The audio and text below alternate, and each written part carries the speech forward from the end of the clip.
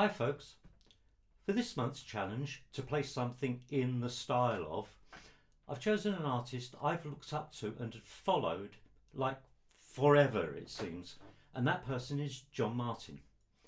I don't know if that name means anything to people outside Europe. I know he toured Germany, Holland and Belgium, but I don't believe he ever broke through in America or elsewhere, but he was certainly a big name here in the UK.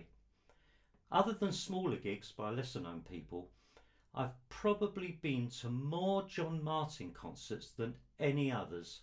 I've followed and admired his playing and singing since his very early days when he was playing acoustic guitar through a fuzz box and an incredible use of the Echoplex tape loop.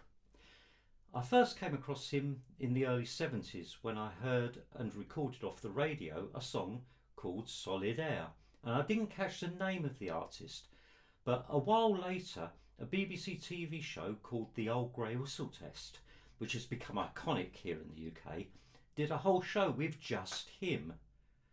And I then discovered who had done that song and immediately bathed in every album I could find of his. I think Solid Air is one of his best known songs and it's just beautiful. You should listen to it. At the earlier concerts that I attended, there was just him and sometimes a chap on double bass called Danny Thompson. And I was just mesmerised by John's playing and wanted to play just like him. I think that even today, John has been the biggest influence on the way I play and even sing, if only I could come close to really emulating him.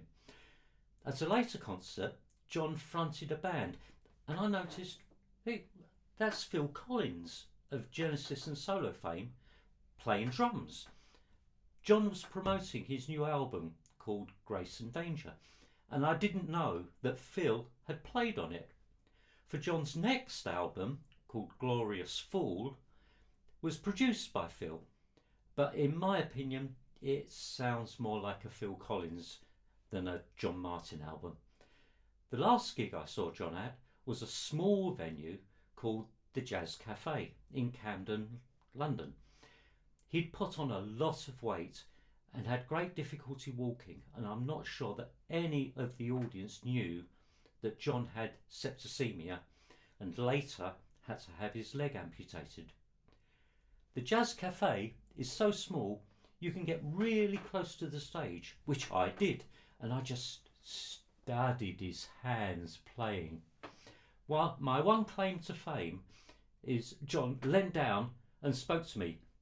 "You trying to get a whiff of my joint, man?" And he laughed, thankfully.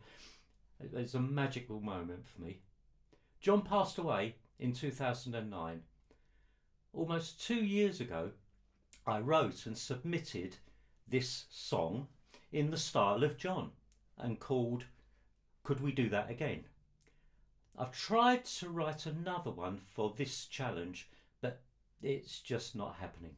So forgive me if you've heard this before. Lastly, I'll add another post below this one containing links to a documentary that the BBC did about John called Johnny Too Bad, plus some other links in case you're interested. In the meantime, here's my attempt at a tribute to the late and great John Martyn. I hope you enjoy it, and best wishes everyone. Bye for now.